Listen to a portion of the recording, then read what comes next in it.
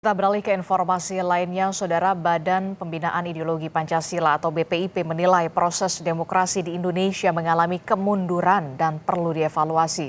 Sejumlah pakar politik pun menemukan masalah dalam demokrasi di Indonesia, yakni pada perumusan regulasi.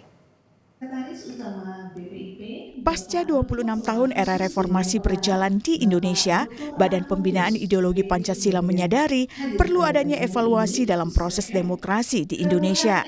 Hal ini dinyatakan anggota Dewan Pengarah Badan Pembinaan Ideologi Pancasila, Amin Abdullah, dalam fokus group discussion bertema kerapuhan etika penyelenggara negara.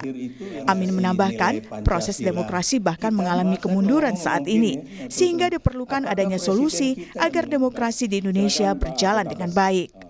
Ya, kita kan harus melakukan refleksi kan, kaitan dengan kemerdekaan 79 tahun itu. Nah, salah satu evaluasi pengamatan kita bersama, tidak hanya BPIP, bahwa kok ditandai dengan kerapuhan etika penyelenggara negara di dalam negara berbangsa dan bernegara. Nah, karena itulah tema itu kita angkat untuk introspeksi sebetulnya dan evaluasi untuk bagaimana menyiapkan generasi yang akan datang, generasi milenial, pemerintahan baru, masyarakat pada umumnya, begitu. Tetapi dia tidak berpikir. Senada dengan temuan BPIP, pakar politik Andi Wijayanto menyatakan demokrasi di Indonesia saat ini mempunyai masalah dalam perumusan regulasi.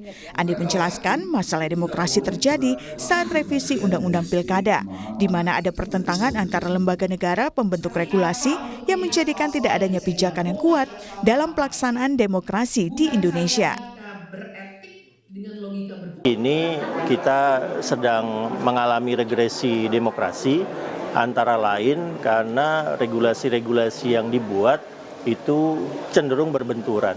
Ya, contoh terakhir adalah ketika ingin melakukan proses demokrasi pilkada, kita mengalami benturan antara 3 lembaga negara, MA, MK, dan kemudian DPR.